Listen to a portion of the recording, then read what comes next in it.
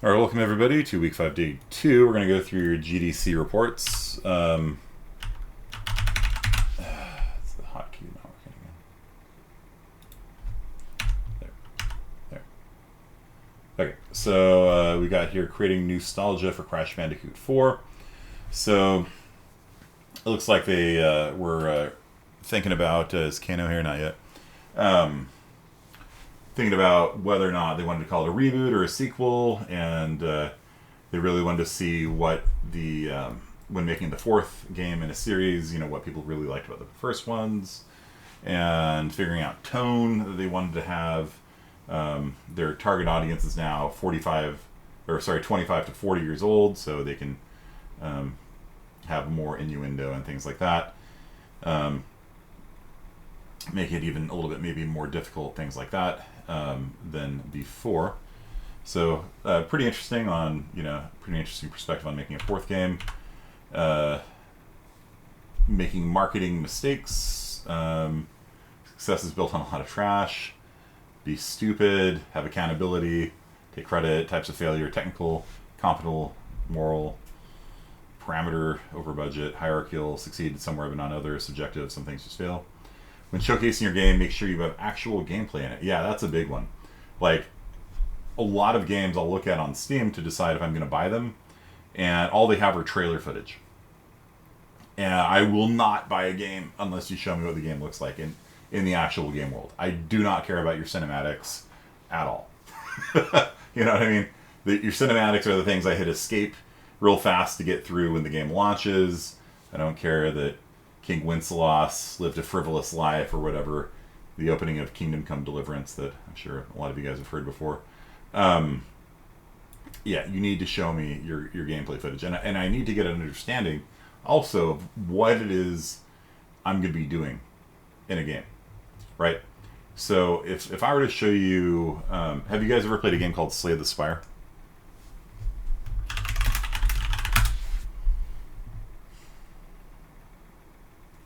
So, looks like a card game, maybe. I don't know. There's like monsters, and there's a card game. Have any of you played this game? Can you guys talk? Or am I on the wrong channel? Yeah, it's a card-based roguelike. Yeah. So, the yeah. So, but there are some random encounters, and you can choose to have decisions. Like, you lose half your life in exchange for getting 5 of these cards, which are pretty good. So, kind of as the game goes on, you collect more and more cards. It's a deck builder in the sense of like Dominion or one of those kinds of games, where you're trying to like make your deck as good as possible, which involves pulling bad cards out of the deck and adding good cards into the deck. And you're trying to get to a point where your deck will go Nova. So, for example, if you got a card that was like deal 1 damage and draw a card again, and your whole deck was that, you do infinite damage, right? Because you just keep playing it and reshuffle, and then play it and reshuffle, and you just explode on. As long as there are no cards in there that will stop your combo, then you're good. So overwhelming positive. Yeah, it's a really good game, and it takes a while to get into it. But yeah, you can see they have here. Card removal service. Let me zoom in on that. And so this gives you an idea of what the game's like. Clearly there's money. Okay, I've got 129 money. I've got health, and then I can purchase new cards to add to my deck. And then there are these things here, and it doesn't really show what those are, but those are like artifacts that do different things. For example, every time you kill a monster, gain a life or something like that. And they have card removal service telling you that it's a deck builder. And so if you're familiar at all with the deck builder genre, then you can look at this and be like, okay, all right. Whenever I lose HP from a card, gain a strength. Okay, place a card from the bottom of your hand. Okay, and so these are the kinds of things, and this is just a list of all the different cards, and there are some minor RPG elements to it. Does it show you the world map? I guess it doesn't. So that's one thing that I would put in there, because this doesn't tell me anything, right? Like, if I was going to try and decide if I want to buy this game, this shows me nothing of interest. This should be taken out, in my opinion, and the world map put in, because it randomly generates a tower. You're going up a tower, and there's boss fights every so many levels up, and then when you get to the top, you fight the ultimate boss, and try and win the game. So it did not come out in 2019, did it? Okay, wow. Okay, yeah, maybe it did. Man, it seems a lot longer than 2019. That's weird. So, really good game. Really good game. And so, from the marketing perspective, I think they did almost everything right. I wonder if the video has a shot of the world. It doesn't. Maybe. Yeah, there's a brief shot of the world. So, okay. Yeah. That's actually really, really huge. Okay. Let's go on to the next one.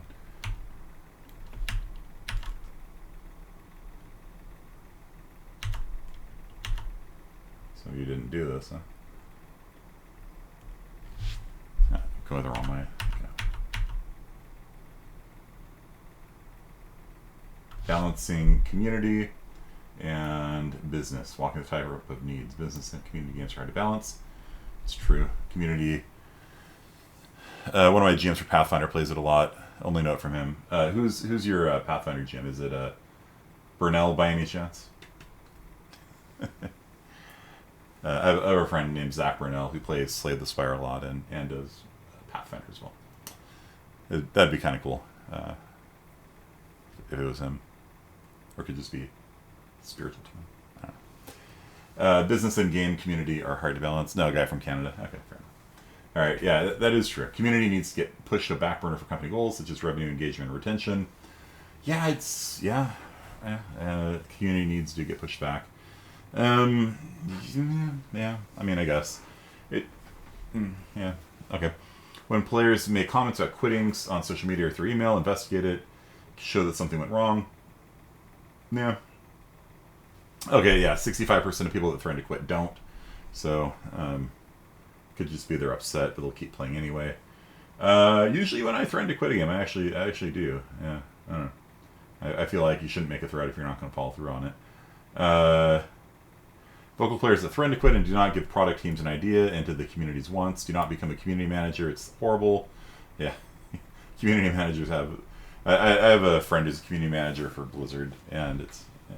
She actually likes her job, but I wouldn't want to do it.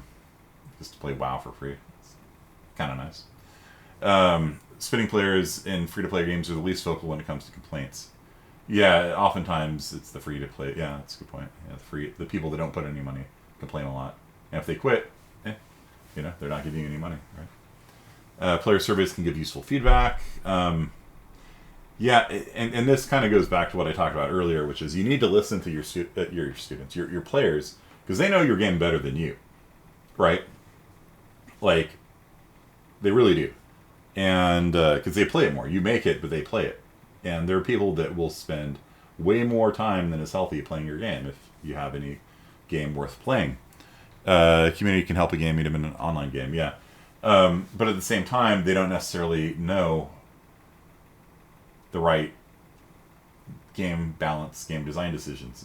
Like, that's why we talk about it so much in this class, is because, I'm not even testing you on it. It's just important to think about it. You need to start developing a vocabulary and talking about genre and game balance and player interaction, all this kind of stuff. You just need to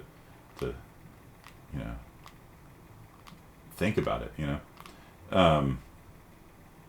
So, yeah, player feedback can be good, but it always should be taken with a grain of salt. And if you're a free-to-play game like Pokemon Go, people will complain about things like there aren't enough Pokeballs and you're making me pay for Pokeballs to play your game. And, if you're a game that makes its money off microtransactions, that might be a positive thing. But if people get angry at you for making them buy Pokeballs, then maybe that's something you should look into. And so there's kind of this trade-off of, like, people always want more free stuff out of a free-to-play game, right? Like, people always get mad when they have to buy power crystals and stuff like that. So there's kind of a balancing thing you have to do there. The more a player spends in free-to-play, the more their opinion matters to production. Yeah, I guess I'd agree to that. More player spends, yeah. Not time spent, but money spent, yeah. Yeah, for sure. That said, you don't want to alienate all of your free-to-play people, because a lot of people will play your game for free and then become a paid member once they're kind of into it. It does happen. Players will find out how to cheese the game or some meta. Like if they find some infinite exploit or something like that, that makes the game not fun. Because remember, when you talk about balance, you have to make every choice interesting. If there's some card in Slay the Spire that is just garbage that nobody would ever take, it shows up in the store, nobody ever buys it except maybe once or twice to play with it a little bit and see if they can make it work. But if none of your experienced players ever buy Fan of Daggers, then you need to fix it or get rid of it. And that's true if League of Legends, if there's some ability nobody ever buys, if there's a hero nobody ever picks, then you need to listen to your players when it comes to game balance. Not believe them necessarily, but you need to listen to them.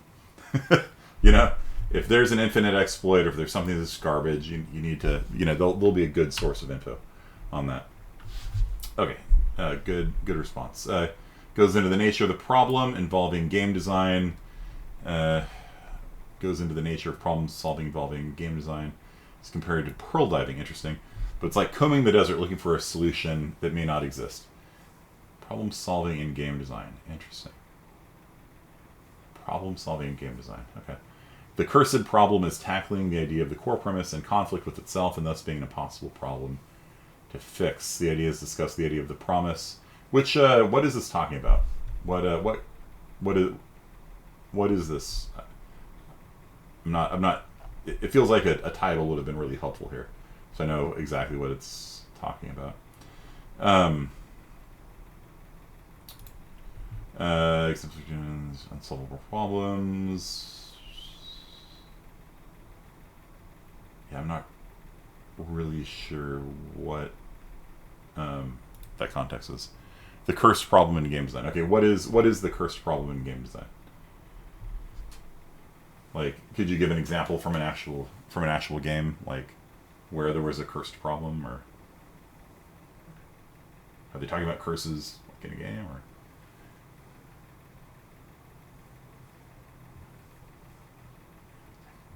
Core premise in conflict with itself.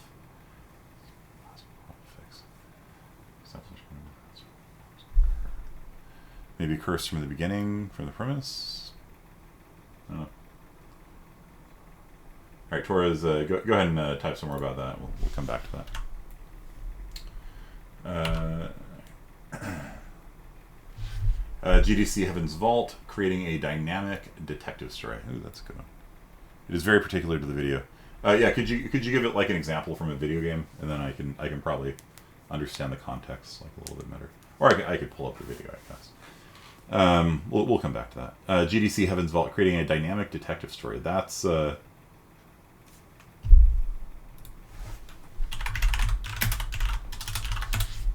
interesting problem.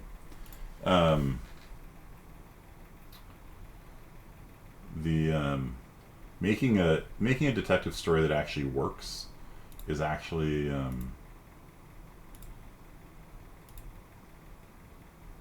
hard, because a detective novel or a detective movie, a mystery novel, mystery movie, humans like mysteries, right? That's just, if you look, people love, go back in time, right? There were these mystery religions, or there's secrets, and people want to know secrets and things like that. And they'll join a mystery cult and stuff like that. There's some fundamental human drive for mystery, right? The trouble, though, is, while detective stories and mystery movies and detective movies and things like that work really well, it's because the camera can be constrained. When you're watching a movie, it's not a choose your own adventure, right? The detective goes here and talks to this person, and goes here and talks to this person, and there's a murder, and there's some sort of impossible to resolve. How did the killer get into this room? The room was locked from the inside. There's no windows. There's no way in. How was the person killed? And so these things usually follow a plot. There's this apparently unsolvable crime that has been committed, and the detective kind of goes here and gives you a little bit of information, and goes here and gives you a little bit of information, and some of it's useful, some of it's a red herring. You go talk to a witness, and he's out there chopping wood, and you're like, all right, maybe he's strong. Maybe that's what they're trying to tell us, or maybe I don't know. And then the thing's on rails though, right? And it just follows this train track down the line. Things are progressively revealed. You get to the end. They put all the people into one room, and they're like, "Aha! It was you. You were the murderer." And all the people in the islands go, "Ah, damn it!" Or some people are like, "Yes, I guessed it." And that's the fun. It's like as it's going along, you like, especially if you're watching at home, you'll pause it. You'll talk with your wife. Okay, who do you think did it? Knives Out being a great recent example of that. L.A. Noire, yeah, did a good job at it, but it's hard to do in a video game because you don't have that constraint on the camera. Instead, you can take your camera and take it over here and take it over here, right? L.A. Noire, like you can walk around and look at a crime scene and things like that. And how do you have a mystery unfold organically in such a way that the person feels like they got all the pieces of evidence they needed to determine who the killer was, and also to maintain tension and not make it too easy? It's a really tricky thing to do. So, what's going on, Hazleton? With L.A. Noire as the camera and the writing, their facial expressions, so difficult and made me feel like a terrible detective. Yeah, like you're interviewing somebody and they're like, I don't know, and you have to choose to like what kind of interrogation technique you're going to use, and I was just like, I don't know, and you like pick up things and turn them over and look at them, and it was hard. It was a hard game. Metaphorical explanation of problems that come with the core premise of games coming into conflict with itself and deviating from promise of gameplay. Seems like bullet points disappeared for some reason, not helping readability. Yeah, so all it's $10.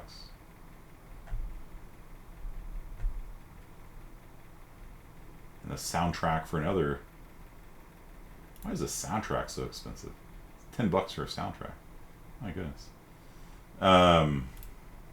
Yeah, maybe I'll pick that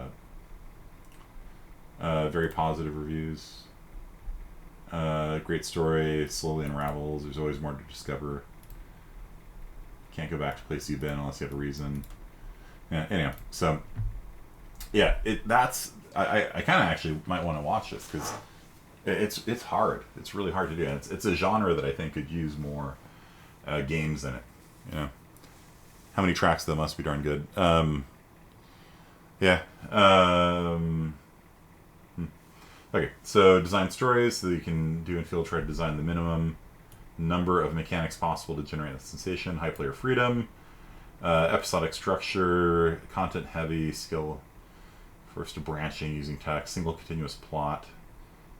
Content is atomic. Every action is a block of content. Every item is guarded by preconditions. Preconditions makes you satisfied. Rolled state. Where's the player? What do they see? What's open, closed? What got you here?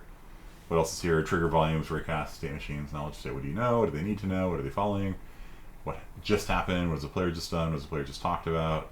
Turns, sense, something happened. Benefits, responsive, easy to find to logic's additive. Nonlinear flows happen naturally.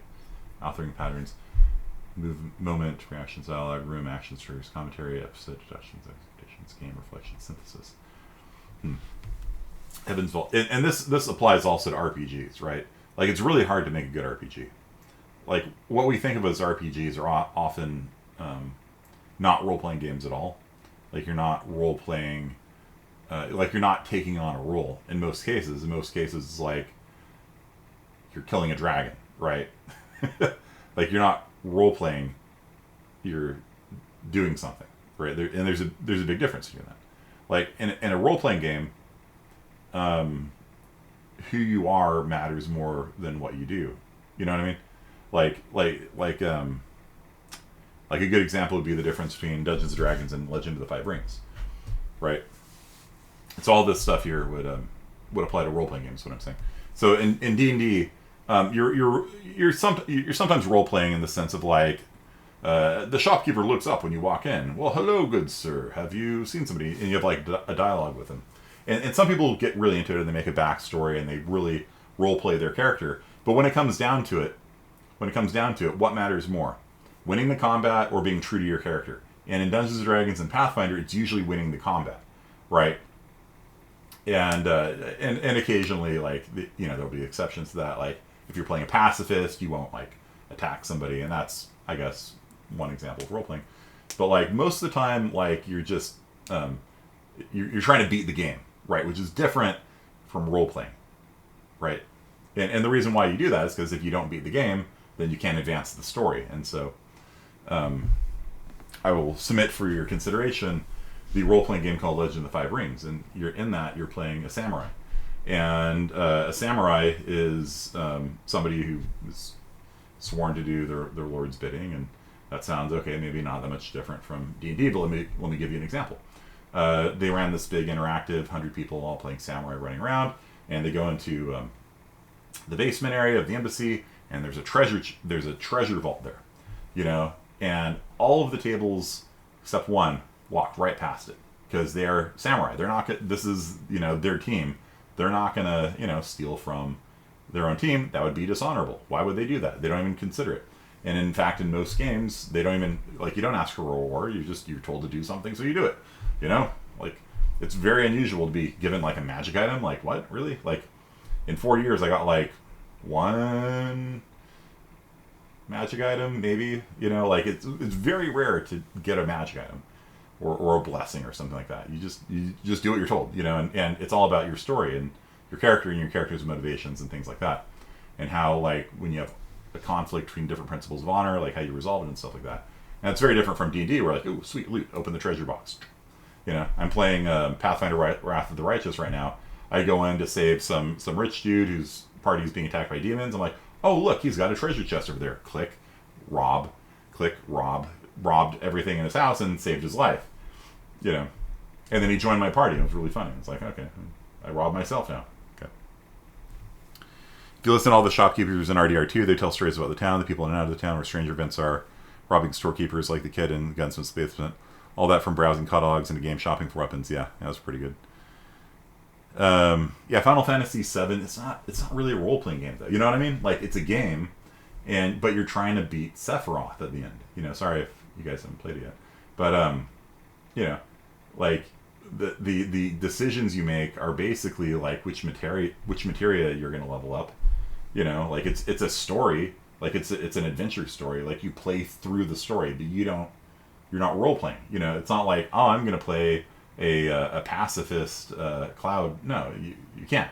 Like, there's a story that goes from A to Z, and you have the privilege of riding along that barge as it goes down the river, and things happen to you, and Eris dies and whatever, and, you know, maybe they'll be changing that in the remake, but you're not role playing. You know, and so it's yeah, and so what I really want to see is like a role-playing game where the game reacts to you, and all this kind of stuff here actually really speaks to me on that, because there's very occasionally role-playing games that actually do a good job having the world react to you, so you can do something and then the world changes. You know, like Fallout New Vegas did that to a certain extent, right? You killed Mr. House, guess what? You know, you're the boss now. You know. And to do that requires a lot of effort. You know, one of the things I posted onto the Gamer channel the other day was a game called Age of Decadence, which sounds like probably a very different game than what it actually is. It's on GOG right now for $3. Steam for $13, but on Good Old Games, it's on sale for $3 right now.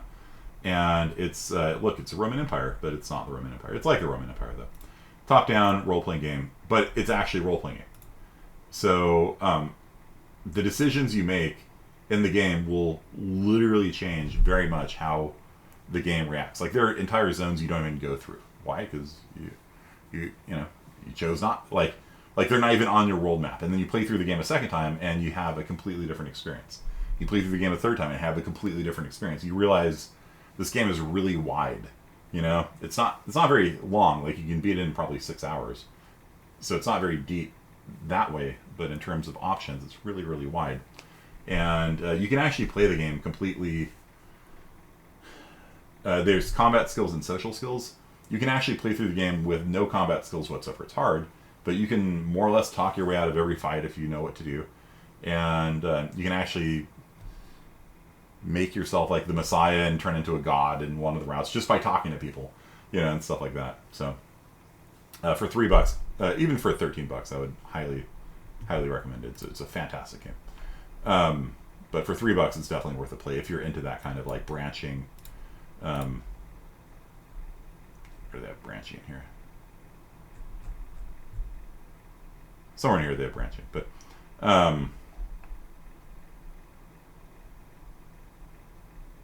somewhere. But yeah, basically having a world support branching in different plots and things like that is actually hard to do. So this is pretty cool. I like this one. Evidence is procedural. It's generated on demand. That's cool. You can control how often people find clues. That's really cool. Dead ends, too many options, automated testing. Yeah, that's neat. That's really neat. Reaching a location initiates an episode there. Player chooses a location to visit. Some are revisitable, some are once only. They can only be chosen if there's a reason to go. Yeah, that's neat. I like that. I like that a lot. Like The Witcher, yeah. Some people rush through the main story, and some people love to just go along and do side quests and explore. That's the difference in a game where you can put in hours to beat 6 or so. It could be hundreds of hours. Yeah, I mean, Witcher, Geralt of Rivia is always the same. You know what I mean? He's kind of this cranky, kind of, lecherous dude. You know what I mean? He's always gonna be Geralt. So you don't. It's not really a role playing game. For us, a role playing game nowadays means like having a skill tree, and leveling up, and itemization, and a lot of times an RPG means like a fantasy role playing game where you've got spells and swords and things like that, or Mass Effect, where you've got guns and magic, psychic powers and things like that. But to me, I'm a little bit picky when it comes to role playing games because most of the time you're not role playing. Like for Shepard, like you can be a paragon or you can be a renegade, right? That's it. You talk to somebody, paragon choice, renegade choice. Do you want to be sarcastic or do you want to be supportive? Those are your two options. Little dialogue wheel, kind of thing. It's not very much role playing. Wrath of the Righteous has the same problem. Like the evil options are all just like, I'll just attack you. You talk to the guys running the town. Evil, attack, die now. Like, really? Like that? Okay. Goes into the nature of problem-solving game designers. Okay, so cursed problem. So Torres, a metaphorical exploration problems that come with the core premise of games coming into conflict with itself and deviating from promised gameplay.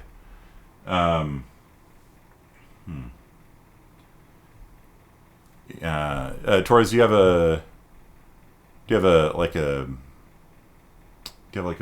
example of a game where a game came into conflict with its premise? Fable. Yeah, he's Gerald.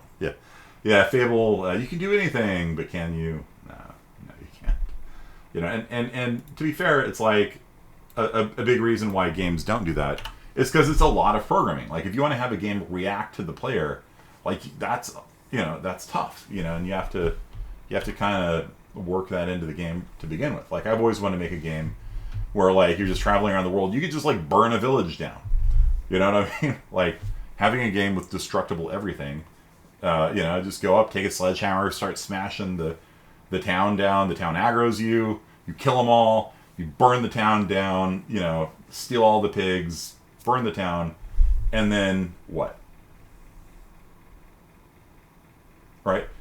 What would happen then? Think about it. What would happen in real life if a person just walked into a town and massacred everybody and burned the town down? Like, what would happen in real life? Like, let's say you're in a medieval, world. What would happen? Battlefield, yeah. But Battlefield, like, you never deal with the aftermath, right? In Battlefield, you're just in a battle, and then the battlefield's done, and yay, you won. You never have to deal with the aftermath. In a role-playing game, like, role-playing is all about actions and consequences to them. And that's what's missing from computer role-playing games, is that there's no consequence to anything. Mostly. Right? You defeated the dragon. Cool, you got experience, you got a magic item, move on. And maybe they'll script in something like, okay, you revisit the Chaos Temple again, and at the end, and there's a new big bad guy in there or something, but that's all scripted. Like, there's no dynamic reaction to the player's actions.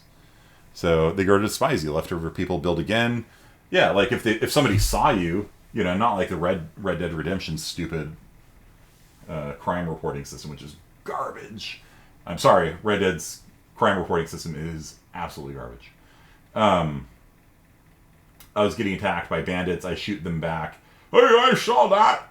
I'm like, I was saving you. Like, there was literally some people that were hiding in their covered wagon, shooting back at bandits. So I run over. I take cover next to them. I kill the bandits. They're like, I saw that, and they start running off to report me murdering somebody. I'm like, you got to be kidding me, dude. Like, come on. They wanted you to play good Arthur, but it's like, I was helping you not die, and you reported me murdering the people that were trying to kill you. Like, thanks for helping me. I saw that. I'm gonna go. And you lasso him, and you're not gonna tell anyone. Okay, fine, I won't tell anyone. Oh Lord. Quarterbacking is when players are supposed to cooperate. Yeah. In a cooperative game, that's a big problem too. Yeah, but like in a role playing game, like the game should react to your actions. That's really what makes a role playing game to me. Like the player can make interesting choices, not just like being supportive versus sarcastic. Mass Effect. And Mass Effect does an okay job at it. Like you make decisions, and then later on the decisions will kind of show up a little bit. Not in any significant fashion, but a little bit. They'll show up later on. You spare the Rachni Queen, and at the end of Mass Effect 3, Rachni help you and add 50 to your war score. Oh, okay, cool. Thank you. But yeah, I've always just wondered, like, could I make a game where, like, you just walk into town and burn the village and have the game react realistically? If they see you, you're now a wanted man. They report you to the Lord. You're killed on sight. Etc. If they don't see you, then they're like, I don't know, some mysterious person killed their town down. They rebuild it this time, maybe with city walls. Maybe they hire some guards. The Lord sends out detectives to try and investigate you and start tracking you down. If you're in a fantasy world, they cast scrying magic and start hunting you. They put out contracts for wood because it's going to require wood to rebuild the town. So maybe you can get a job supplying wood to the people, the town that you burned, or shipments of wood and other things would be coming in. You could rob those. Like, there's a whole lot of ways that even just a simple act like that could have this whole web of cause and effect, right? And I've just never seen a game like do that very well. Age of Decadence, is maybe the closest to that. I'd play that game, continue, yeah. It's just like, to do such a game, you'd have to have fully destructible environments, right? Which is doable. There's the chaos system in Unreal Engine, stuff like that. Like you can make it an RPG. You can have fantasy and all that other stuff in it. But just trying to do that level, like if you've played a pen and paper role playing game like Diaz has, like the difference, right? You very much know the difference between a pen and paper role playing game and a computer game, because there's just so much less freedom in a computer game. Okay, jumpstarting your creativity from hobbyist to professional. Quarterbacking, yeah. So it's supposed to be a cooperative game. But one person ends up playing all the players, and it's not fun for the other people. A lot of co-op games have the problem. Pandemic, Legacy, Lord of the Rings, cooperative game, Gloomhaven to a certain extent. Yeah, it's a big problem. Okay, so it's supposed to be a co-op game, but it's not. Doesn't work out that way. Yeah. Conflict and win versus winning co-op experience. Yeah, that's a good one. I get it. I get you. Okay. Hobbyist to professional. Okay, that's cool. Cycle starting a new game idea, developing it without an end goal in sight, losing the spark, starting a new one. Oh yeah, that's a classic problem right there. You get some idea, you mess around with it a little bit, you give up, start another one. Yeah, a lot of people, friends of mine who are like writing majors, like they'll start a novel and then quit, start another one, quit. So. Starting a small project and finishing it's great advice. Just so you get into the habit of finishing stuff. And like for Laser Zombies, like it was like 2 days before it had to go in, and I didn't have a HUD, I didn't have a winning condition, I didn't have an ending condition. So it was kind of like, all right, I just need to like cut out everything I can just so I can release something. You know what I mean? So you need a goal, something's reachable, plannable, and realistic. Yeah, yeah. And if your goal is too big, then you pare back. You know, so that you finish. Right? You can always move your goal towards you. Yeah. Set a deadline to finish and release the project. Yeah, like that's why I wanted. That's why I wanted my IS50B people to do the game jam, because there's a 1 week deadline. You know, you got a week, go. You know, and it was sort of a CF. You know, but I got my game out. They didn't get theirs out. So, try to restrict yourself from adding new features. Yeah, yeah, it's true. Although sometimes like something's necessary. You know. A lot of times things won't go as planned. You might exceed your deadline. Don't sweat it. Yeah, yeah. Basically, this is really nice, really useful advice. Ultimately, it boils down to: would you rather be playing games or making games? You know, that's kind of the decision you have to make in life. And a lot of people just rather play games. You might say that you want to make games, but you know it's 11 o'clock at night. Unreal Engine's right there on your computer. I can just click it right now and start doing stuff. Or I could play Pathfinder Wrath of the Righteous. You know? Which one do I do? So, classic problem for Minifield. Start a web page or web app. Yeah. Yeah. So you need... It's one of those things. And in one of the worst things is not having a deadline. Like if your deadline is sometime, you know, I'll do it sometime, then you're never going to do it. I'll write a novel sometime. Cross off the sometime, that's never. Right? There's 2 times to do things. There's now and there's never. Right? And, you know, only if I've got like something right now, like I've got class, is it going to get in the way of something I want to do. So, it's, you know, I've got a schedule and I plan things out and stuff like that. But basically, if somebody's like, hey, could you write a report for me? Okay, sure. You know, because I get paid money to do evaluation, things like that. Hey, could you write a report for us summarizing the findings of the project? Sure. When do you want it done? You know, whenever you want. Don't tell me that. Don't tell me whenever you want. Right? Don't tell me that. Give me a just throw a date out there for me, and I'll tell you, like, if it's like tomorrow, it's not going to happen, you know. But like, give me a date. 1st of April, 2022. Yeah. Sure. No problem. And then I'll go to my calendar and I'm like, all right, that's going to be a week's work. Okay, so March 15th, start on the project. And I do not worry about it until then. Because I know it's going to take me a week, and then that'll take me to March 22nd, which gives me a week to turn it in case anything goes wrong. I always give myself slack time on professional things. They're paying me, you know, $5,000 to write a report. I'm not turning that thing in late, you know. But at the same time, I don't worry about it until then, because I know how long it's going to take me, you know? So I'm not procrastinating at all. I just schedule it. All right. Okay, it's September now. Sure. Okay, sure. Yeah, no problem. You got it. I'll start work on it right away. I'll be working. You know what I mean? So, yeah. And so you need to put a deadline down on these kinds of things. It's really hard with hobbyist things as well, because when you're a hobbyist, you're not getting paid for it. Nobody's giving you a deadline, so you need to set a deadline for yourself. And that's why with my IS50B people, I did the game jam. There's a deadline on it, you know. And for this class, like, the deadline for a lot of stuff's the end of the semester, you know. Okay, so Spraggins, watch 30 Things I Hate About Your Game Pitch. I've seen that one. Yeah, that was really eye-opening. I'll have you guys do a game pitch at some point, and so maybe all of you should watch this. I think it's actually in the assignment to watch it. And you're going to have to pitch me a game that you're going to do by the end of the semester at some point. What? When's that? Never. Because I didn't give you a date. I'll give you a date, and then you'll have it. But basically, you need to learn how to sell your ideas to people.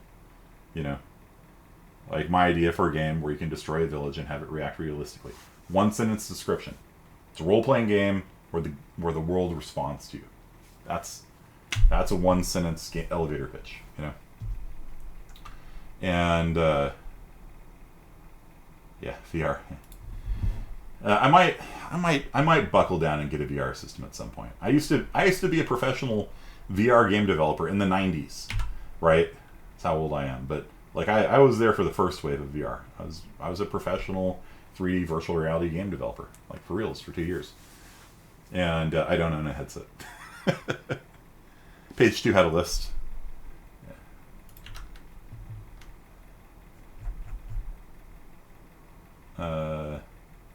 Yeah, your backstory, your inventory system, yeah, none of that matters, yeah. Don't come off as somebody difficult to work with, yeah. Likability is really important in life. It's true. This is an original game or a rip-off. Listen to the questions, and pay attention to what they're actually asking. Make sure your pitch is made for what it's made for, console or mobile. Understand the publisher knows more than you about the marketing and monetization. Yeah, that's a big thing. Like, listen to experts. And again, it's like listen to your customers and players. Don't necessarily always believe them, but listen to them. And a publisher knows the money side of things. All right, listen to your player base, create gameplay, make it fun and intuitive. Cool. All right. One-page essay. Building headquarters, the social hub in Call of Duty World War II. Semi-interactive menu that lets people customize their characters and then show them off to players. Okay, all right. Building headquarters, the social hub. Okay, Call of Duty World War II. You're getting ready to prestige. The game shows you and others you have leveled up, and it's a great way for players to be inspired and impressed. And after match, the game doesn't take you to headquarters right away. It gives you an option if you're ready or not. Go back, having a reward system as you choosing what challenges to do, get a bigger or smaller reward when the game launched. There were too many issues in the headquarters lobby, and it wasn't in the game for the first couple weeks, so yeah, that's a problem. One big mistake was that these minigames were just not enough for players to enjoy. There were only too many games and it got boring. Yeah. Having many cool interactive stuff in headquarters made players more interactive with each other. Changing the team makes people want to come back to it. Okay. Yeah, Anthem had a problem with that too. So like you do a mission, and then when you come back, you'd be in this hangar, and everyone like is getting out of their mecha suits and things like that, and it's supposed to be a place where you can like check out each other's mechas and be like, oh, that's really cool. And all it was just you had to walk this much further to get back into town and get your next quest. And there was no sprinting in town, and so you're walking like this. And it was terrible. But everything about Anthem was terrible, so it's okay. All right, Jamie Hernandez. Tackling cheating. Ooh, that's a good one. Find and stop more cheap. Spending accounts. Data scraping can be seen as cheating. Manual farming is considered cheating. Is Hernandez here? Manual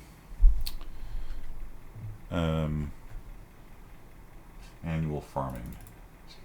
What is manual farming? Anyone know? Cheat communities market on games other than other sources. Create private online parties for cheats and separate from others. Yeah. The Knockout guys did this one.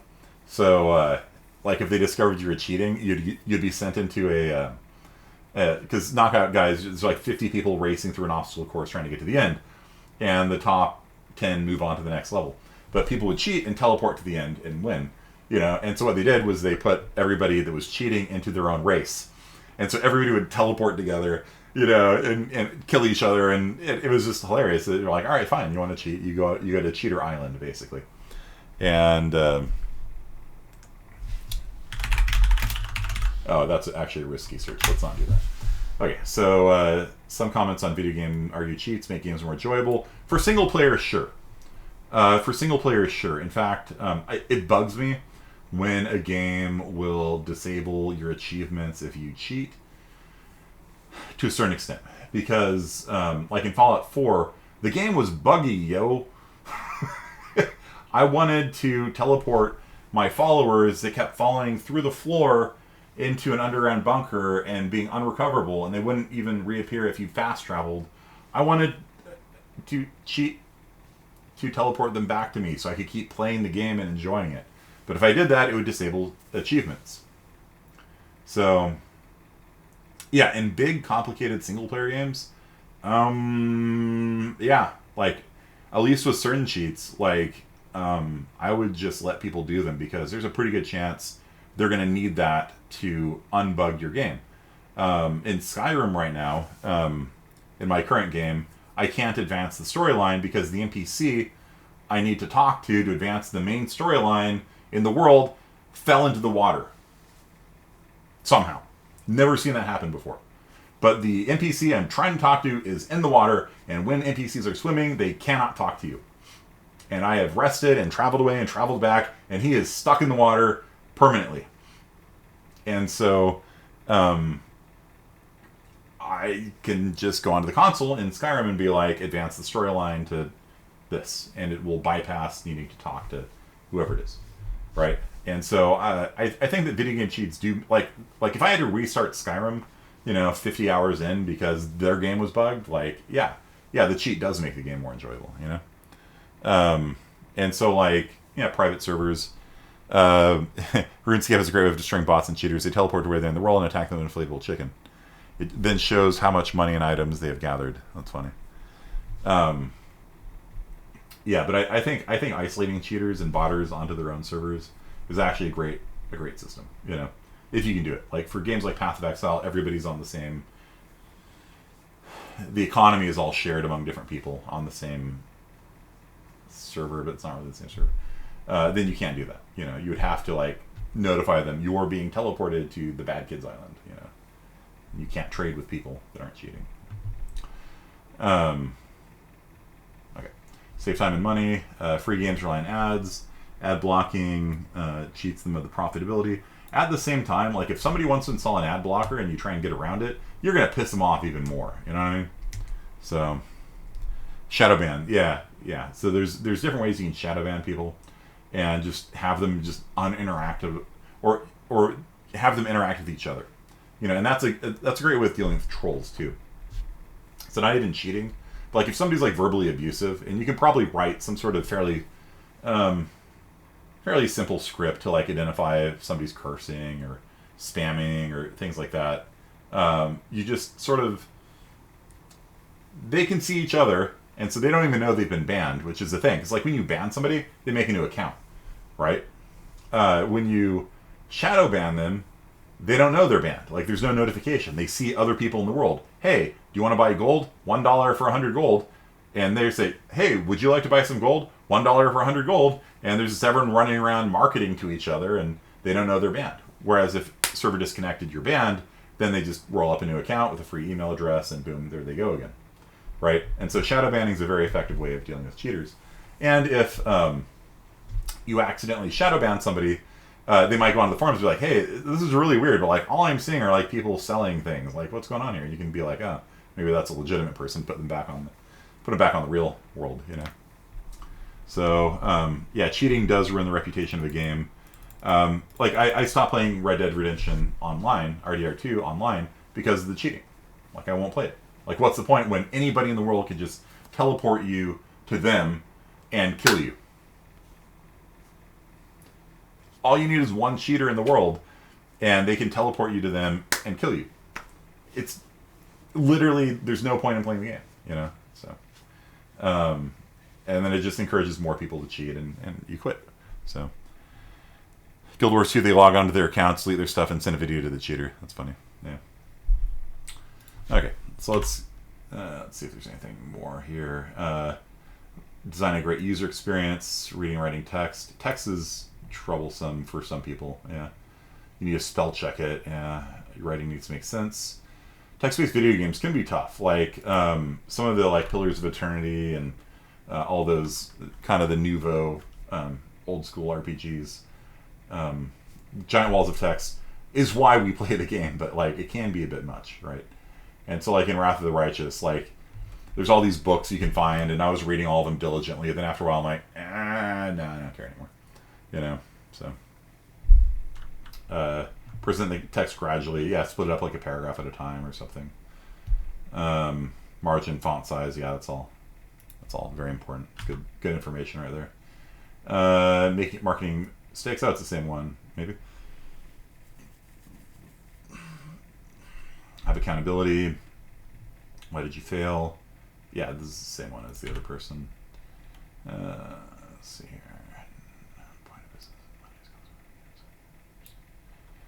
Game design is an expensive process.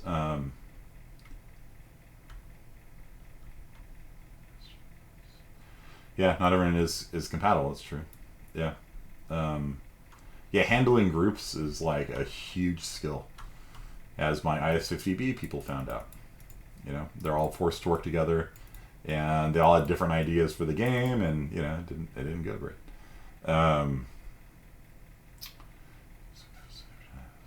And that's why online I've stopped making people work in groups. By the way, you can work in a group on your projects if you want to, but it's completely optional now because it's too hard.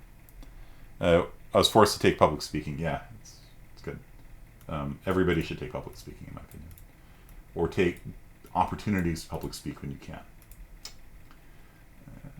Kind of yeah, it's all good stuff there. Match gathering. Ooh, nice. It's been more than 20 years, hasn't it? Magic came in like 93.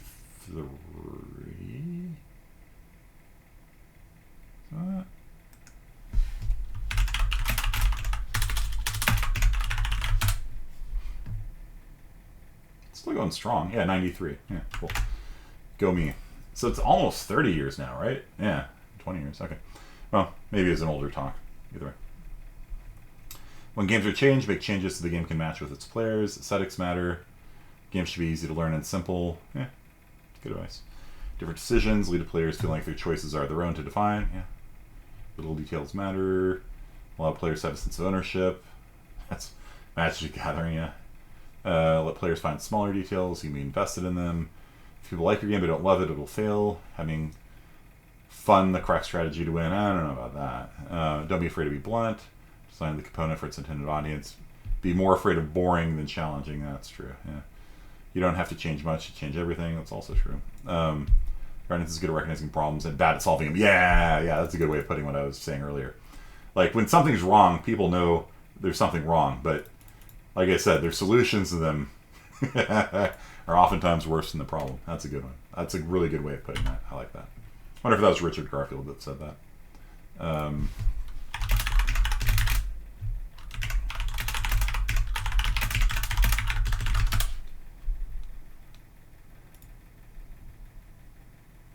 Oh, it's maybe this guy was making it. Oh, I see. He was the head. Okay, I gotcha. Okay. Okay, so that's it. So good job, everyone. I'm going to check out this game. Heaven's Vault. I'm going to check that out.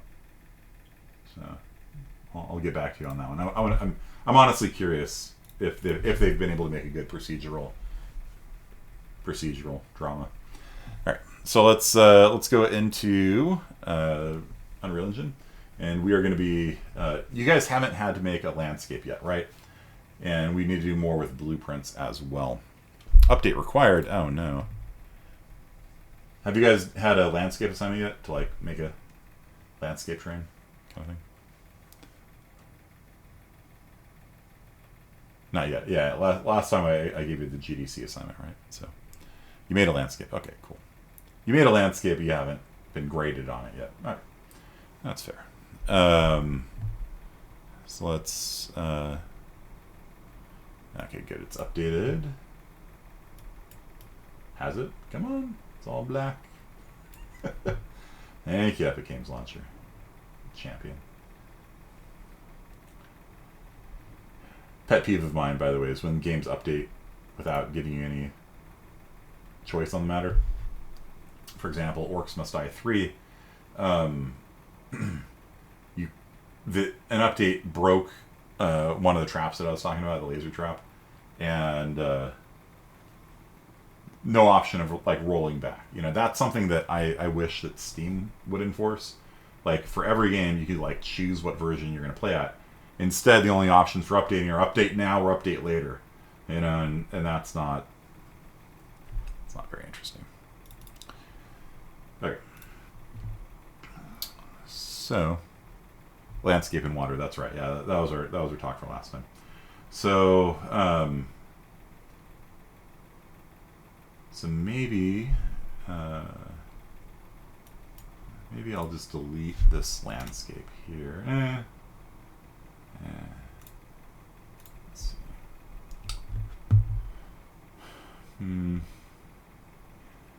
Add.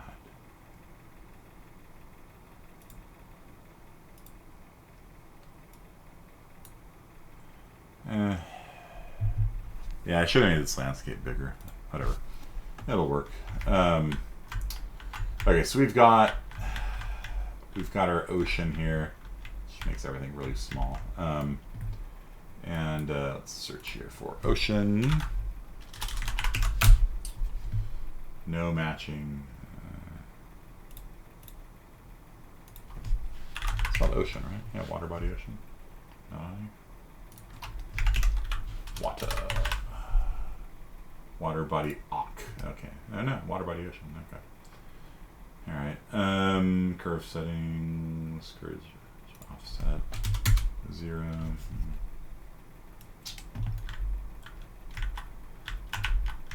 Just need to make this a little bigger, I think.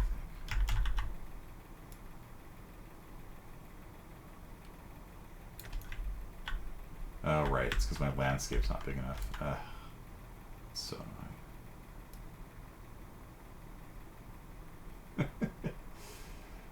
Yeah. That's what I get for trying to make a smaller one. Alright. Probably make it a little bigger, right?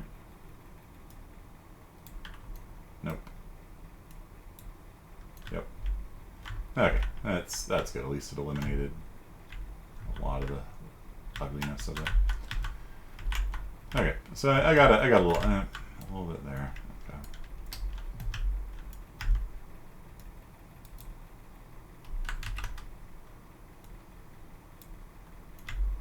There we go. That's all right. That's okay. All right.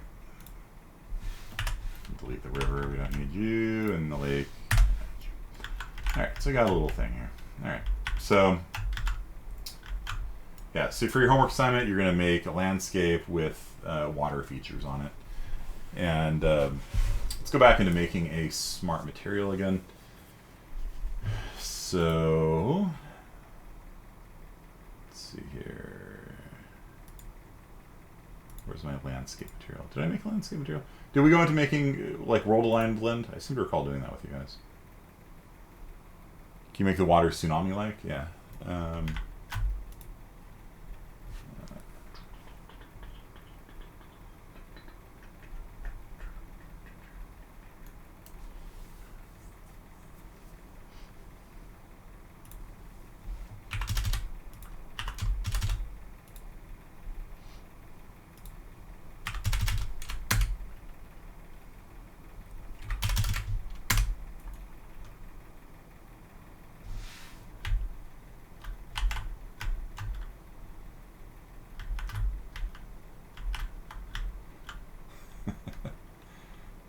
Like I said, all these things you can play with. A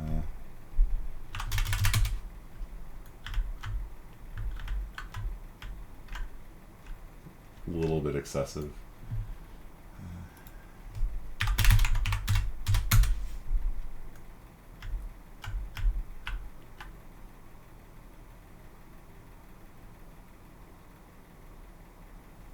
Okay, so they're not. Yeah, I don't have to really design for that. Yeah, you need to play with all the these things.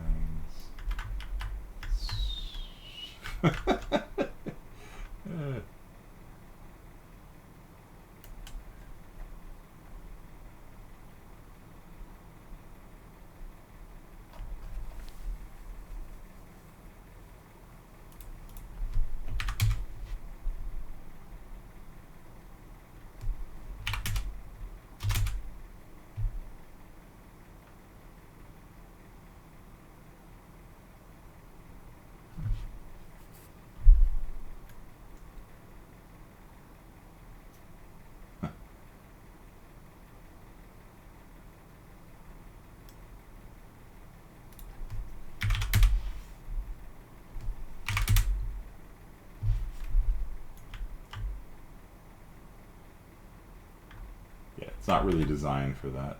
So I'll just pop these guys back into defaults again. Okay, so yeah, you can play with it. Sea of Thieves water's done really well. Yeah, it takes time to get the water doing right. Okay, so let's yeah, we did roll the line blend on the other map. Okay, cool. All right. So I would like for you to do for your next homework assignment a world line blend having a rock and moss texture on it. What was the other map? Yeah, maybe I'll just make it from scratch here. Okay. I thought I did that.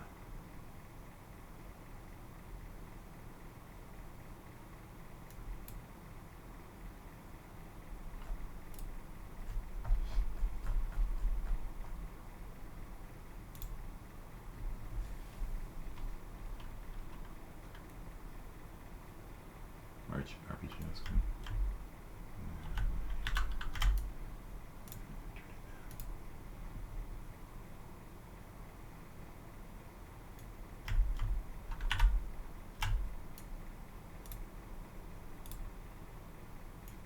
There we go. It's beautiful.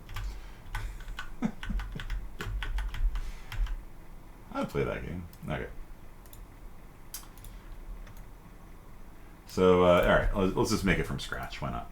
All right, so I'm going to make a new material and call this landscape mat. I'll just take it from scratch. I'm going to show you something new this time. So, we want to have a world aligned blend, right? And the trouble with that is that world aligned blend here, and it's fine.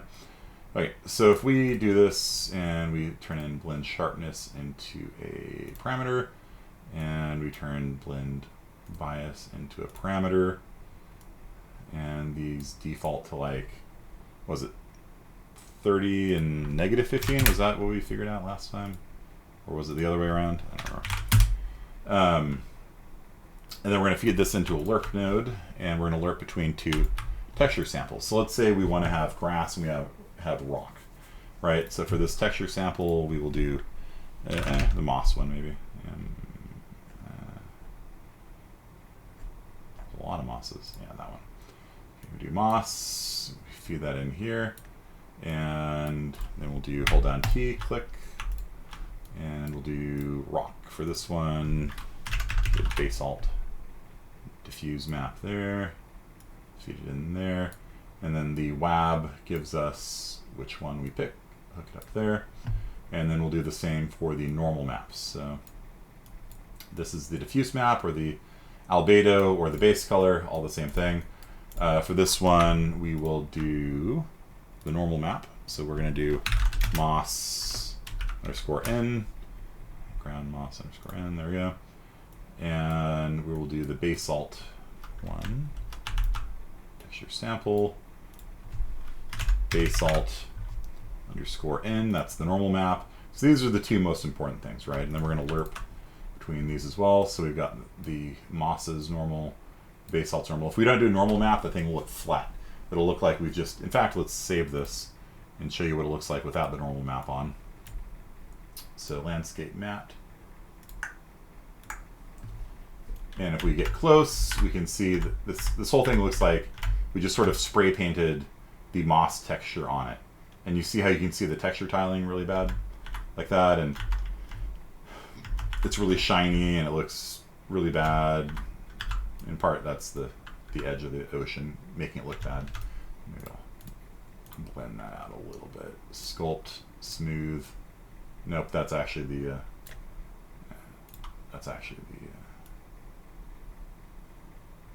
ocean causing that. So I'll just raise the land here a little bit. Just cover the defects up. Smooth that out a little bit. Yeah, too much. Okay. So, what do you guys throw up? That's funny. So, what do you guys think of this look? Would you play this game? Maybe if I was trying to simulate what video games looked like in the 1990s. It's very common for what a landscape was. It's just slap a texture on a landscape, and there you go. That's it.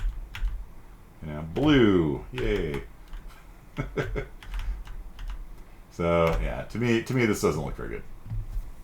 So let's at least hook up the normal map a little bit here, and hit save, and then at least now you're gonna see. Do you see how the light is now reflecting off of it differently? Is that coming through on the video? Do you see how it looks like the ground has some texture on it, like drywall, you know? For a plastic themed. I prefer games that don't look ultra realistic. Yeah, but at the same time, like things that are just like one flat texture tiled over and over again are kind of distracting to me. At that point, I would just say make it green. You know, if you're gonna be doing that, just like do this color.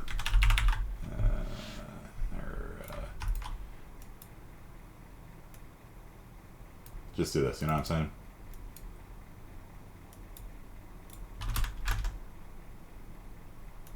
Just make it green. You know what I mean? Like, don't have a repeating texture. Just make it lime green, and just call it a day. Yeah.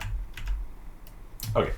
So I need to adjust my sharpness and blend parameters. So I'm gonna right-click on Landscape Matte, choose Create Material Instance, and I'm gonna call this Landscape Matte Instance is fine.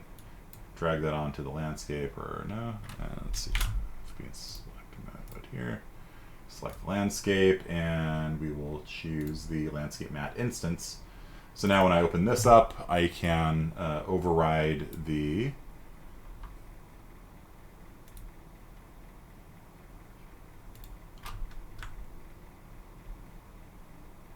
okay. Now let's save this. Landscape matte has a parameter called blend sharpness and blend bias. Blend bias, blend sharpness, group. I'll call this group Bill. Call this group Bill. Save, apply, close. Landscape matte instance.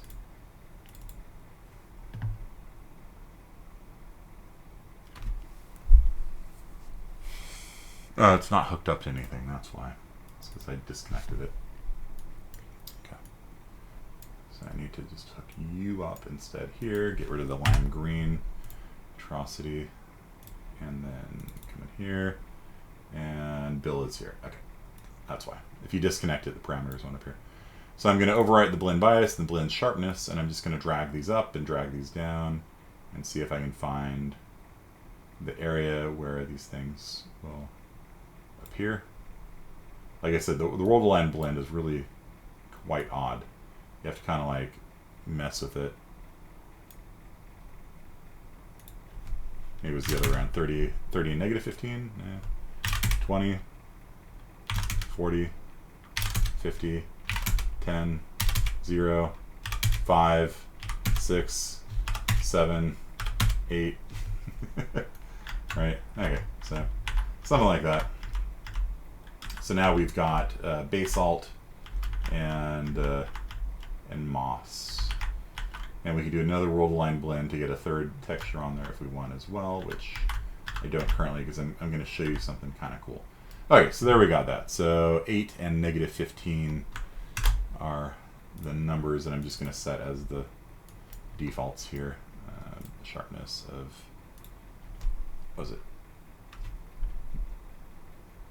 Negative 15 for the sharpness, and 8 for the bias, I think was, or do I have that backwards? Changing those numbers don't do anything right now, but bias of 8 and blend sharpness negative 15. I like just writing down because it's always weird, like why. And it's a very picky thing. Like if you change it just a little bit, it goes all one texture, it goes all the other. So you have to kind of fiddle with it till it looks good. Okay. So what is the problem with what I have right here? What do you guys think? There's a couple glaring problems actually. What's the most obvious problem right now? Too boxy? What do you mean by boxy? Fading and textures. Fading. What do you mean by fading?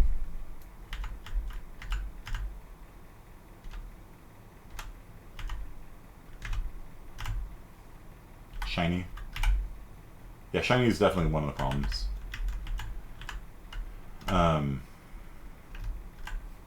Textures don't change naturally. Yeah, that's true. Okay, so let's solve some of these. And now, I showed you before how you do like the macro texture variation and things like that. We're not doing that right now because all we have is a texture. Remember, all a texture is a picture. This is a 2D picture. This is not a material. This is not a material, actually. This is a texture. What's the difference between a texture and a material? This whole thing here is a material. All the result of one of those big, complicated things is a material. Those can be as complicated or as simple as you want. A texture is just a picture. And right now, all we're doing is we're just slapping a 2D picture over and over again, tiling onto the landscape. And we could do this landscape chords. We could feed this in like that, like that,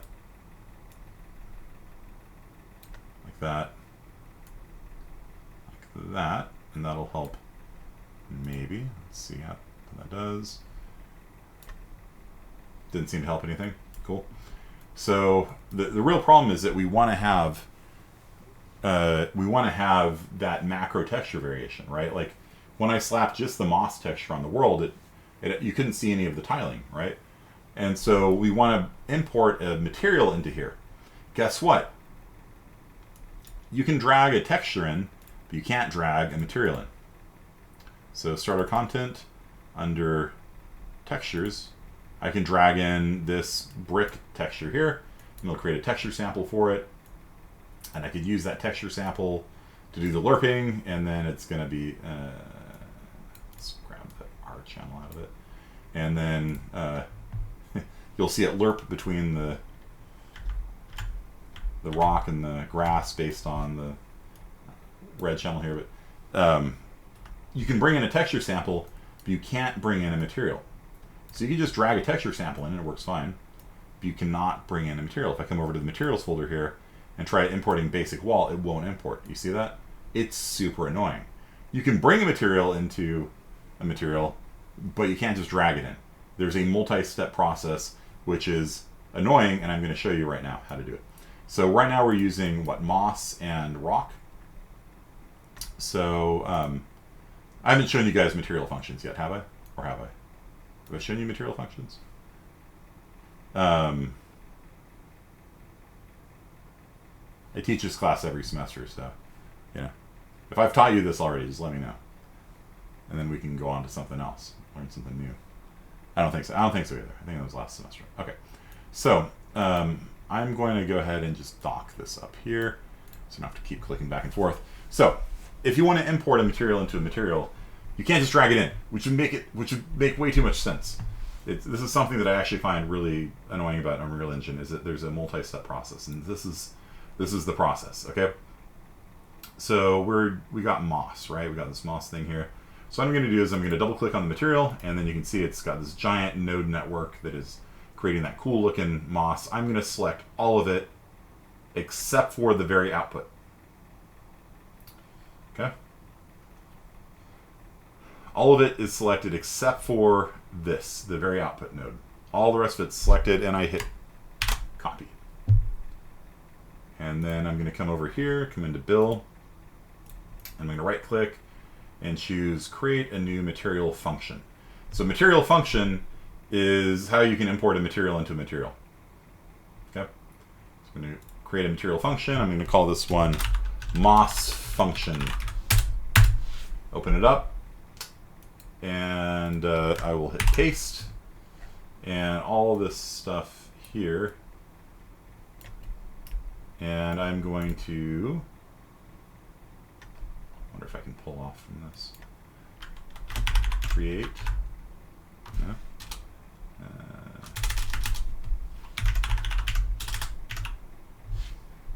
Material. Make, not create, it's make. Create material attributes. Okay. So this is how you import a material into material. You copy everything in the material except for the output node, and then you paste them all into a new material function, wherever the hell that is. And then you're going to hook it back up to this node here called make material attributes. You're going to hook it up exactly the same way that it was hooked up before. So if we come back into Moss, you can see that all of this stuff here, up top here, all that stuff connects into base color. So I'm going to click back into my Moss function, and I'm going to select, well, I don't have to select it all, I can just do that. So I'm going to hook you up into base color. And I click that, and if you're like, wait, that's annoying, yes it is. Yes it is, it's very annoying. Why can't you just create a material function from material? That'd be useful. Can you do it? Right click, create material instance. There's no create material function from it. So, don't know why. You just gotta do it the slow way. So then I come over here into the Moss material, and I see I've got a pin connected to roughness that was here. Okay, so I'm gonna come into my Moss function, which is a copy pasted thing, and I'm gonna hook you up into roughness.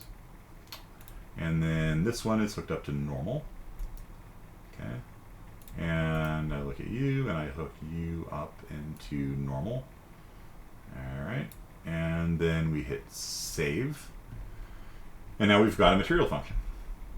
And so a material function can be imported into a material. So if I'm here in landscape matte, I can, in fact, snap that out over here, snap over to here, and I can drag Moss function in. Okay, so you can import a material function that does the exact same thing as material. You can't import a material. So, cool. All right, so I've got this Moss function here, and then it's got one pin coming out, and the only thing you can really do with that is break material attributes, and that's going to give you all the stuff, right? So it's going to give you base color and roughness and normal.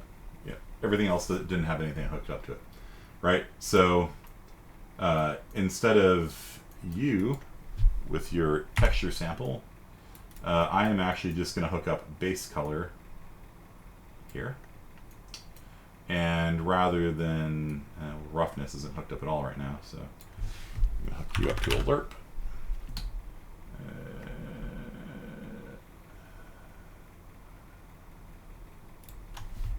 I'm going to hook you up to a lerp. It's the world align blend here. I'm going to hook you up to you, and the normal map is going to come into here.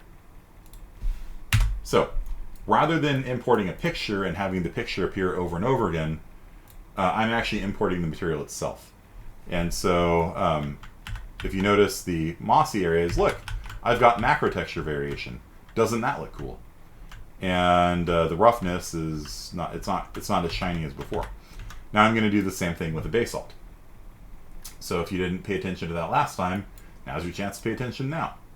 Got 10 minutes left, we can do this. So I'm going to go Moss function is done, ground Moss is done.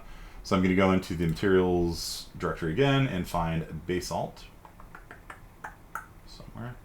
Search for basalt. There we go. Double click on it, and you can see that I've got this big material graph. It's gargantuan. I, step one, select all of it except for the output node. Copy. Then we'll come into build and make a new thing called basalt function. So this is under materials, material function.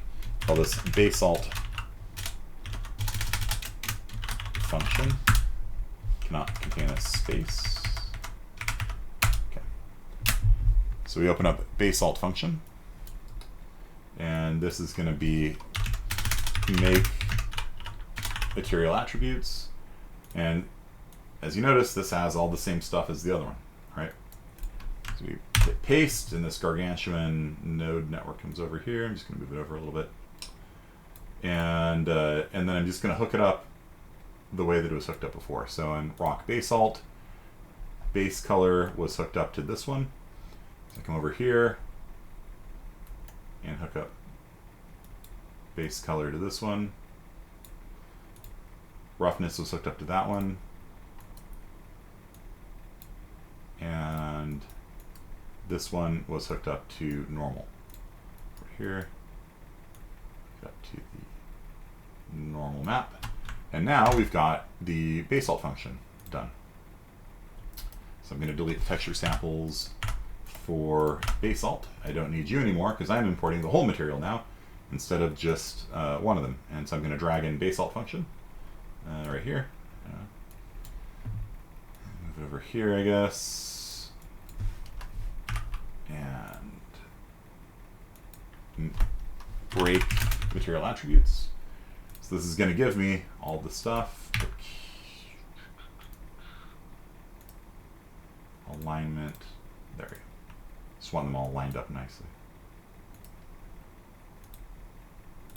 There we go. Okay, so the base color on this, that's the base color that's going to feed into the lerp node there.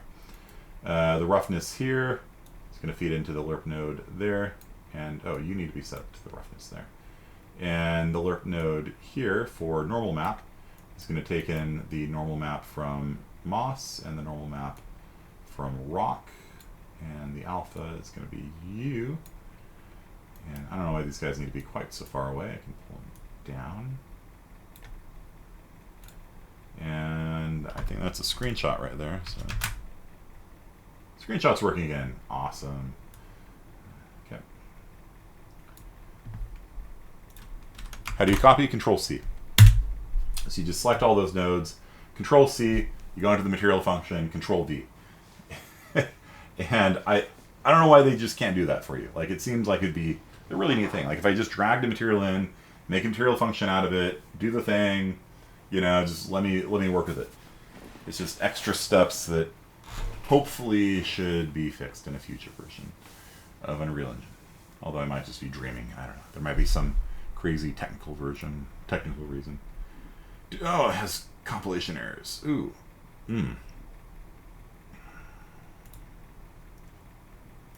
Oh, right. Right.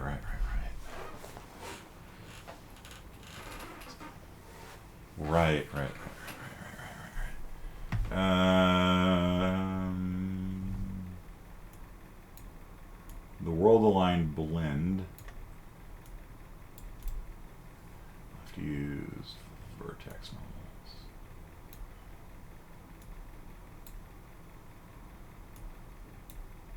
Let's try that one. Because these materials are going to be affecting the angle of the landscape. That would allow, because the angle of the landscape chooses which material you get, and because the materials adjust the angle based on their normal, you have to use one of these two options here. This uses the landscape's normals. This uses the normal map's normals. But I want to use the landscape's steepness to pick which one we get. Okay, so if we save that, then you could say our landscape actually looks a lot better now. Look at that. So there's no obvious tiling issues. The roughness, it's still a little shiny because moss is kind of supposed to be shiny, I guess, you know. That looks a lot nicer. And if we added in, like, and the rock's a little bit shiny too because it's rock, you know. But look at that. Like, it's, you know, it's not bad. It looks a lot better than what we had. And maybe there's a little bit of tiling in there, you know, but it's no longer just like this, you know, picture wallpapered on top of the landscape, right? I changed my output folder to your 6 terabyte drive. Yeah, I've burned through so much hard drive space. So that's why I keep upgrading my hard drives. Game development, it's brutal. Okay, yeah, it's not bad. 4 minutes. I can probably add in a third layer. If you guys want to see that. The third layer makes it look a lot better too. Sure. Okay. All right. So we got grass. Let's do grass. Grass is, you know, maybe moss, grass, and rock. We can add in snow. Snow, you can do an elevation. So how high up it is, you can put snow above a certain level. But then you have to like feather it a little bit so you don't just have a straight line. I can't do that in 4 minutes. So Yeah, let's do one more.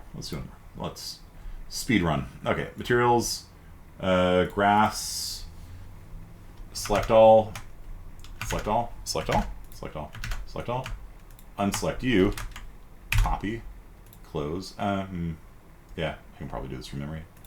Right click, materials and textures, material function, grass function, open, paste, output result, come over here, and you will get make material attributes. I'm a material, and that's probably going to be base color. I don't know who you are. I probably shouldn't have closed it. Let's come back into materials here. Ground grass. Okay. So it just has one for roughness. Okay. So that is roughness. All right. So nothing special on the roughness. And then the normal map comes into here. And that's it. They don't do anything else. So good. Grass function. Saved. That was 2 minutes of my life. Bill. Did I close it already? I did, didn't I? Okay. So landscape material. So I'm now going to pull in grass function here. And it's about to get complicated, isn't it? Yoink. Okay. Break. Material attributes. So we got this lerp going on here, and then we're going to do another lerp for the wait, never mind, I'm doing grass and not moss. Okay. So we're going to do another lerp. So hold down L and click. And we're going to blend between... Ooh. I might want to do this in a different order, but let's try this. So I'm going to lerp between the outputs of this and the grass. Like that. I'm going to lerp between the roughness of the grass and the roughness of the moss rock combo.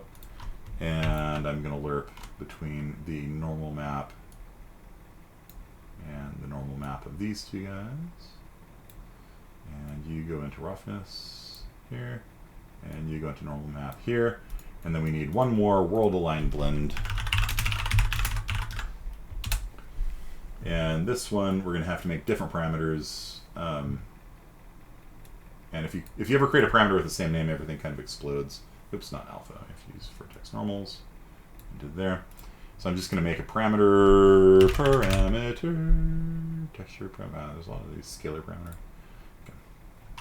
Okay. Blend sharpness 2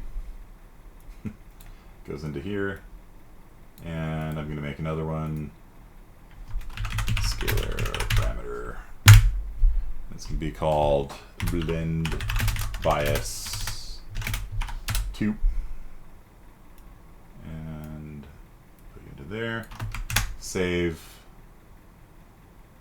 and we're done with that.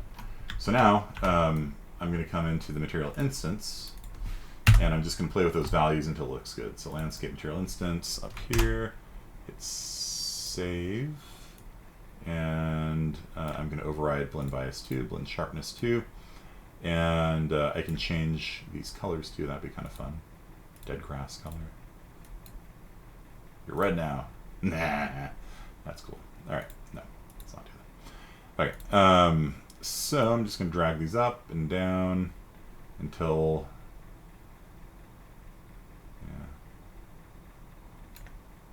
something appears.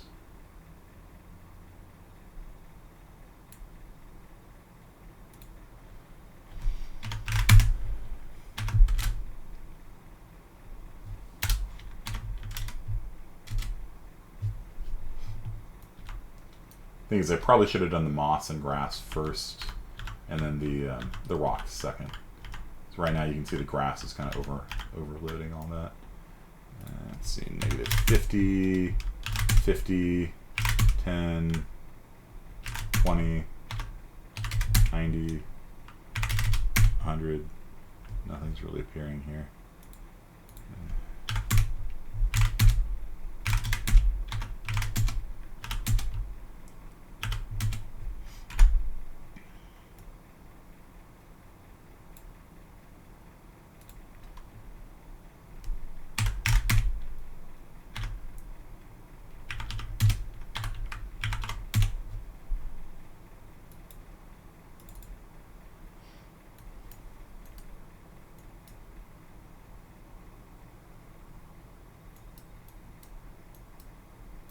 I think it's all set up right. I think I want to rewire these things, which we're out of time. Let's see if I can get something out of this. Doesn't seem to be changing all the.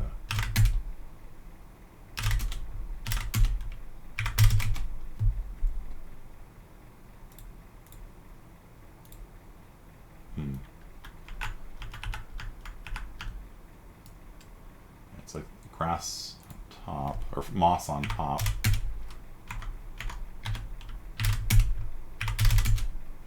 It's just not reacting to it.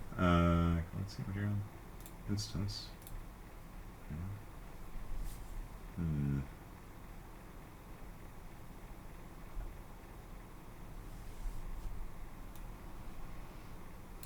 It's kind of the reality of the situation, though, is you just kind of have to try different things. Nothing seems to be reacting to it, though. Yeah. Well, I'll play with it more offline, but that's the general idea. Is you just have a lerp feeding to a lerp like this, and the output of one feeds into the input of the other. Oh, it's because I didn't hook these up. Jeez. Well, there's your problem right there. Okay.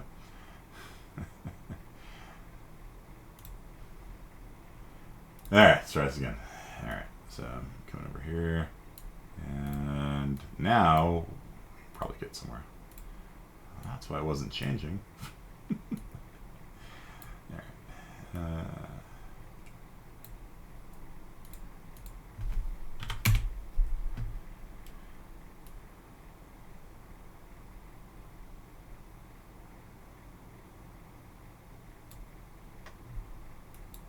Not doing a live preview, that's kind of unfortunate. Negative 20, negative 25, 15, negative 10, negative 1, 10,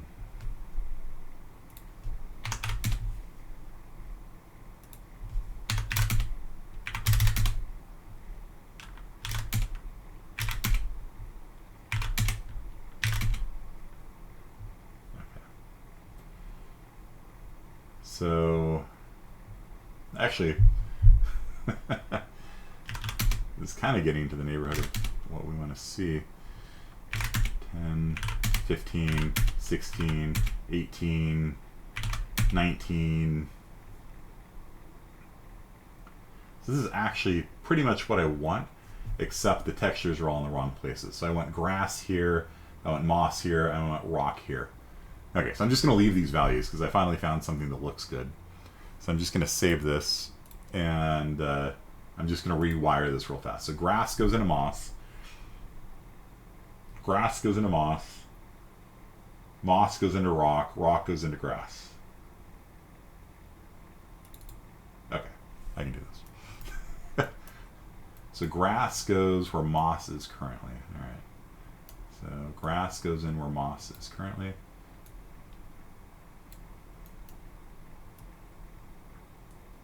Grass goes in where moss is currently. Moss goes in where rock is currently.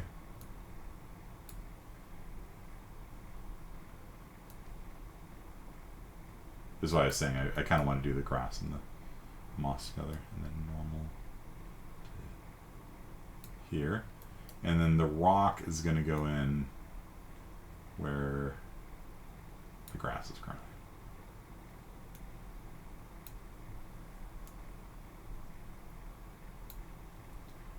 And then if I did that right, yeah, there we go. Very nice. Very nice. Right, so our steep areas are our basalt, and then our medium steepness areas are moss, and our flat areas are grass. So that's looking pretty good to me. You know, you don't have any of the repeating texture issues. Like you can see that the noise is breaking up the repeating patterns. Now we have these artifacts from the ocean, causing it to do these weird things here, which I can clean up later. And this looks a little bit unnatural. I probably want to mess with that a little bit. But yeah, overall it looks pretty good. Okay. So, there are things I want to clean up here, but we're out of time. So, let's scoop this up.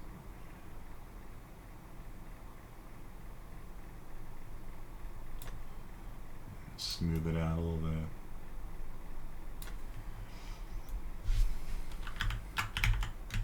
We add some noise, a little bit of noise. Let's see, make the radius a little bigger. Now you see that's the artifact from the ocean causing that.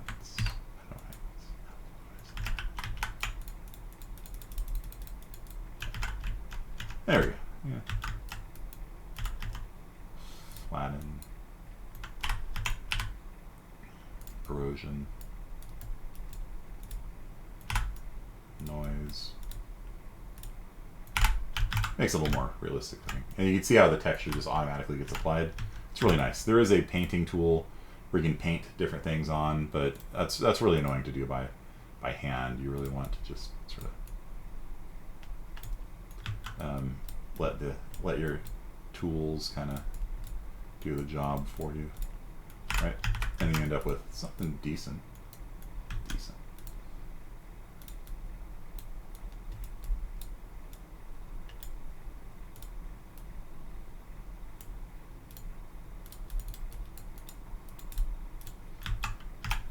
Not the best, not the worst, but it's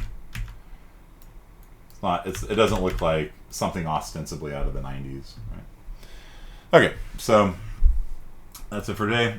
Your assignment, and it turns into Minecraft when you save. Just wait for a little bit, and it'll come back. There you go. So that's it for today. That's your assignment. You need to make a landscape and ocean.